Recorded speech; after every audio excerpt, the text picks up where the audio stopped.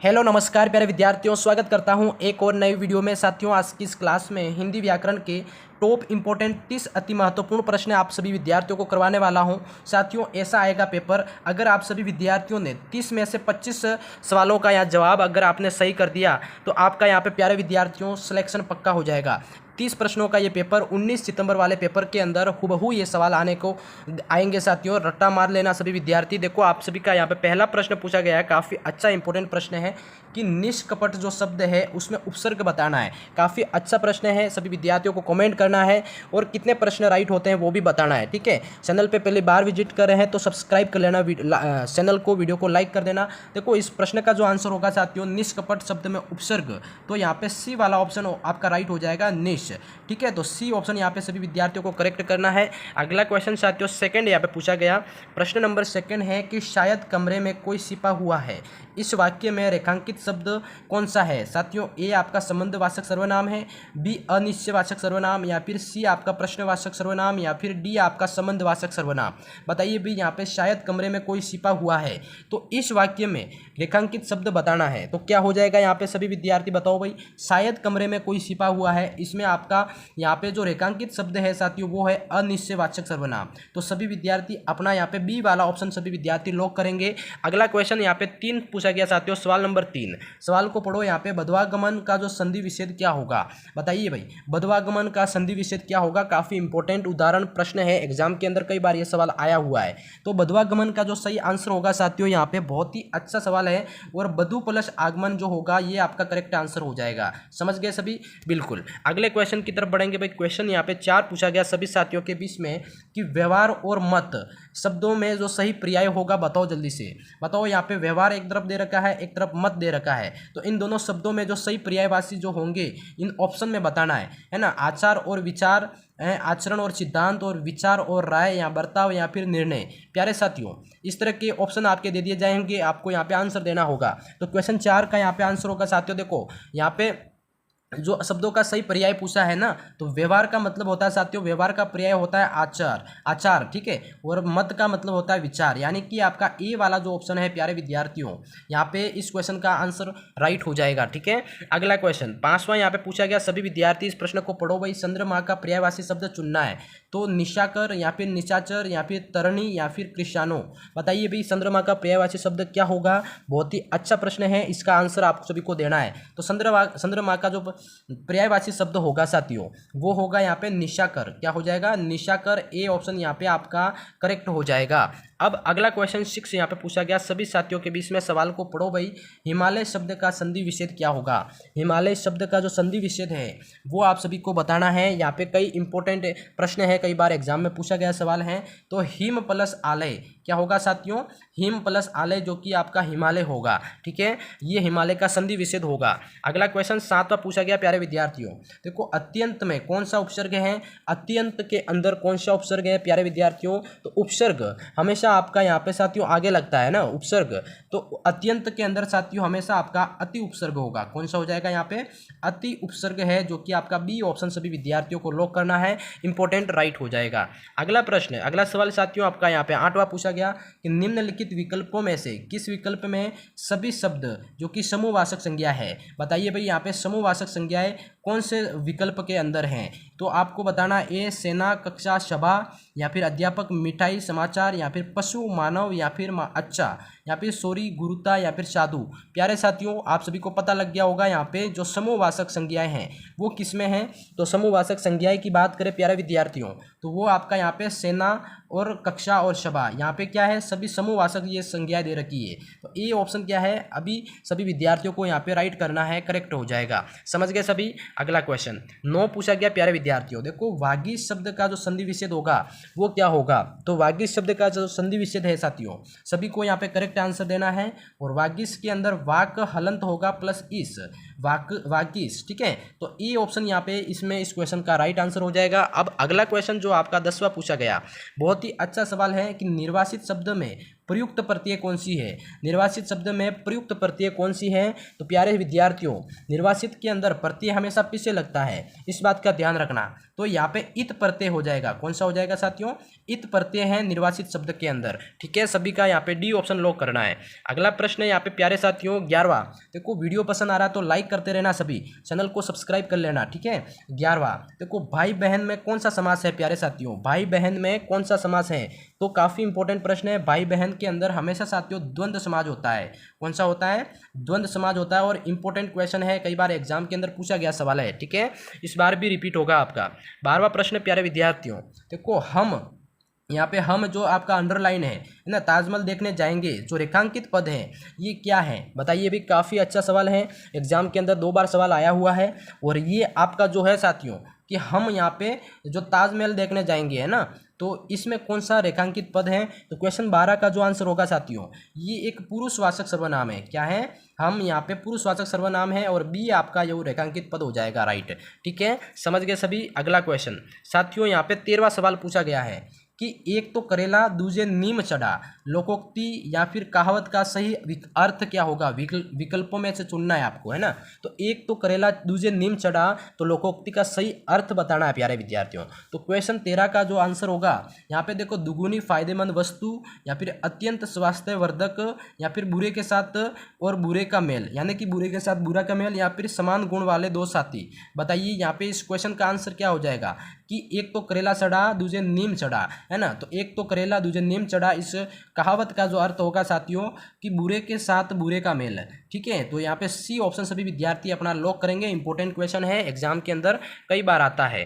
ठीक है, अगला क्वेश्चन 14 पूछा गया कि ना सावन सूखे न भादो हरे, कहावत का अर्थ क्या है प्यारे साथियों कि ना सावन सूखे न भादो हरे। इस कहावत का जो अर्थ है, क्वेश्चन 14 का आंसर होगा साथियों सदैव एक सी मानसिक स्थिति होना। ये ध्यान रखना, सदैव एक सी मानसिक स्थिति होना, यही आपका ना सावन सूखे न भादो हरे इस कहावत का अर्थ होगा। ठीक है, अगला क्वेश्चन 15 प्यारे विद्यार्थियों यहाँ पे पूछा गया, बहुत ही अच्छा सवाल है कि शीला अपने कपड़े स्वयं धोती है। यहाँ पे देखो अंडरलाइन दे रखा है इस क्वेश्चन का, तो इसमें रेखांकित शब्द है, उसका जो सर्वनाम का उचित भेद बताना है प्यारे विद्यार्थियों। क्वेश्चन 15 का जो आंसर होगा, देखो वीडियो पसंद आ रहा है तो लाइक करते रहना, चैनल को सब्सक्राइब करते रहना सभी विद्यार्थी।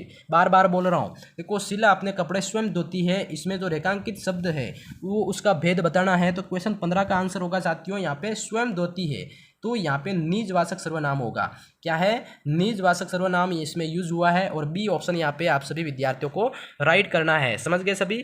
बिल्कुल। अगला प्रश्न है वाक्मय, यानी कि वाक प्लस मय का संधि विषय क्या होगा, संधि पद क्या होगा? काफी अच्छा सवाल है भाई। यहाँ पे सी वाला होगा वाडंगमय, जो है ना ये आपका, हाँ ये वाला आपका यहाँ पे संधि पद होगा सी, और इसका हल ये संधि विच्छेद रूप ये वाला होगा।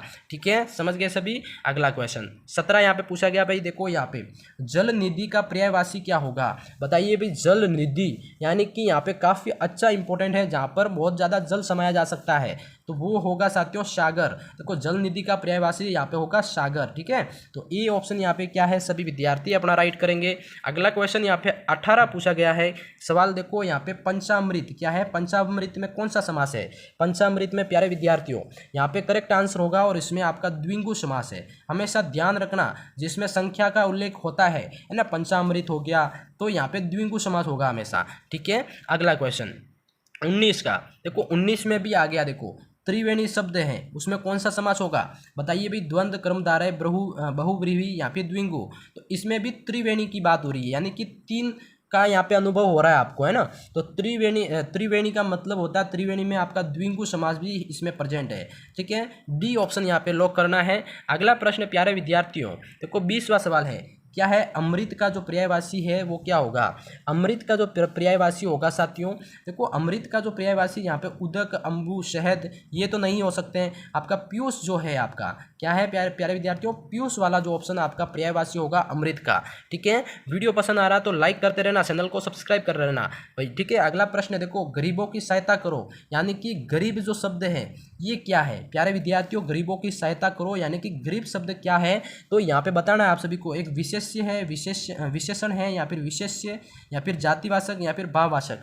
क्वेश्चन 21 का आंसर होगा साथियों, देखो यहाँ पे इस शब्द के अंदर जो गरीब दे रखा है ना, ये आपका एक प्रकार का क्या है, जातिवाचक संज्ञा साथियों। ठीक है, जातिवाचक ऑप्शन सी यहाँ पे आपका क्या है, राइट आंसर हो जाएगा भाई। ठीक है, अगला प्रश्न यहाँ पे 22 पूछा गया, काफी अच्छा है कि आत्मविश्वास में समास क्या होगा, तो क्रमधारय हैं या बहुव्रीहि या फिर तत्पुरुष या फिर अवयवी भाव। प्यारे साथियों बताओ जल्दी से, आत्मविश्वास में समास कौन सा होगा, तो आत्मविश्वास के अंदर हमेशा आपका तत्पुरुष समास होता है। कौन सा हो जाएगा साथियों, सी ऑप्शन 22 का आंसर राइट करेक्ट हो करना है। ठीक है, अगला प्रश्न 23वां पूछा गया है कि नील कमल का विग्रह होगा। बताओ भाई, नीला है जो कमल, नील है कमल या नीला कमल या फिर नील कमल। बताओ भाई, काफी अच्छा प्रश्न है 23, इसका जवाब आप सभी विद्यार्थियों को देना है। और नील कमल का जो विग्रह होगा वो होगा साथियों नीला है जो कमल। क्या होगा, नीला है जो कमल। और आपका ए ऑप्शन प्यारे विद्यार्थियों यहाँ पे आपका सभी का राइट हो जाएगा। ठीक है, अगला सवाल आपका 24 पूछा गया है कि जो बुढ़ापा शब्द है, देखो बुढ़ापा के अंदर आपका अंडरलाइन कर रखी है। ठीक है, एक प्रकार का अभिशाप है। रेखांकित जो शब्द हैं उसमें संज्ञा का क्या होगा, बताओ भी शब्द की संज्ञा क्या होगी, है ना, ये सवाल पूछा आपका। बुढ़ापा शब्द के अंदर आपकी जो संज्ञा है वो क्या होगी, बताइए भी। 24 का आंसर जातिवाचक संज्ञा होगी या फिर भाववाचक या फिर व्यक्तिवाचक या फिर समूहवाचक। बताइए प्यारे विद्यार्थियों, बुढ़ापे के अंदर आपकी जो संज्ञा है उसका नाम है साथियों भाववाचक संज्ञा। क्या है, भाववाचक। बी ऑप्शन यहाँ पे क्या है, सभी विद्यार्थियों को राइट करना है, इंपोर्टेंट करेक्ट हो जाएगा। ठीक है, समझ गए सभी। अगला क्वेश्चन 25 पूछा गया साथियों, देखो संयोग क्या है, संयोग शब्द का संधि विच्छेद क्या होगा, बताइए भाई। संयोग शब्द के अंदर संधि विच्छेद क्या होगा, तो संयोग के अंदर साथियों सम हलंत होगा प्लस योग। ये आपका ए वाला जो ऑप्शन है ये क्या है, आपका राइट आंसर हो जाएगा यहाँ पे। ठीक है, समझ गए सभी, बिल्कुल। अगला क्वेश्चन 26 यहाँ पे पूछा गया भाई, बहुत ही अच्छा सवाल है। उल्लंघन क्या है, उल्लंघन में कौन सा उपसर्ग है, बताइए भाई। उल्लंघन के अंदर कौन सा उपसर्ग हो जाएगा साथियों, तो उल्लंघन के अंदर जो उपसर्ग है, उपसर्ग हमेशा आगे लगता है। और उत्त जो आपका उत्त हलंत है ना, ये वाला सी ऑप्शन, ये आपका क्या है, उल्लंघन के अंदर उपसर्ग हो जाएगा। समझ गए सभी, करेक्ट आंसर हो गया। अगला क्वेश्चन आपका यहाँ पे 27वां पूछा गया प्यारे साथियों। देखो यहाँ पे रेखांकित सर्वनाम का प्रकार चिन्हित कीजिए। देखो रेखांकित जो सर्वनाम का प्रकार है वो चिन्हित करना है। देखो यहाँ पे कोई के नीचे हलंत दे रखा है, कोई तो होगा जो तुम्हारा सहायता कर सके। देखो यहाँ पे हलंत दे रखा है, उस लाइन को गौर करिएगा यहाँ पे कि कोई तो होगा जो तुम्हारी सहायता करेगा, यानी कि कोई के नीचे है और होगा जो तुम्हारी सहायता करेगा। मतलब इसमें पुरुषवाचक सर्वनाम है या फिर प्रश्नवाचक या फिर अनिश्चयवाचक या फिर निश्चयवाचक। 27वें क्वेश्चन की बात करें प्यारे साथियों, तो यहाँ पे पूछा क्या है, देखो रेखांकित सर्वनाम का यहाँ पे चिन्हित करना, सर्वनाम बताना है यहाँ पे कि कोई तो होगा जो तुम्हारी सहायता करेगा। मतलब यहाँ पे साथियों अनिश्चयवाचक सर्वनाम है। कौन सा है, अनिश्चयवाचक सर्वनाम है। और सी ऑप्शन सभी विद्यार्थी यहाँ पे लॉक करेंगे। 27वें का सी ऑप्शन यहाँ पे करेक्ट हो जाएगा। समझ गए सभी, बिल्कुल। अगला क्वेश्चन 28वां पूछा गया, यहाँ पे सवाल है 28। देखो जो इक प्रत्यय लगाने पर जो सप्ताह शब्द है उसका रूप क्या होगा, बताओ भाई। यहाँ पे आपका एक दे रखा है सप्ताह, है ना, सप्ताह दे रखा है। अब इसमें आप यहाँ पे इक प्रत्यय जोड़ देते हैं साथियों, तो यहाँ पे क्या बन जाएगा, बताओ भाई। 28वें क्वेश्चन की बात कर रहे हैं, तो यहाँ पे इक प्रत्यय लगाने पर साथियों साप्ताहिक बनेगा। क्या बनेगा, साप्ताहिक बनेगा, है ना, बिल्कुल। बी ऑप्शन यहाँ पे राइट करना सभी को, करेक्ट आंसर हो जाएगा बी ऑप्शन। ठीक है, अगला क्वेश्चन 29 यहाँ पे पूछा गया प्यारे साथियों, क्या है, बहिर्मुखी शब्द में कौन सा उपसर्ग है, बताइए। बहिर्मुखी शब्द में कौन सा उपसर्ग हो जाएगा प्यारे विद्यार्थियों, बहिष, बही या फिर बहिर हलंत होगा या फिर बहिर, बताइए भाई। क्वेश्चन यहाँ पे 29 का आंसर देना है सभी को, बिल्कुल इंपॉर्टेंट प्रश्न है। 29 क्वेश्चन की बात करें तो यहाँ पे बहिर्मुखी शब्द में कौन सा उपसर्ग है, तो यहाँ पे उपसर्ग हो जाए साथियों बहिष। क्या होगा यहाँ पे, बहिष, जो कि आपका ए ऑप्शन सभी विद्यार्थियों को राइट करना है, इंपॉर्टेंट हो जाएगा।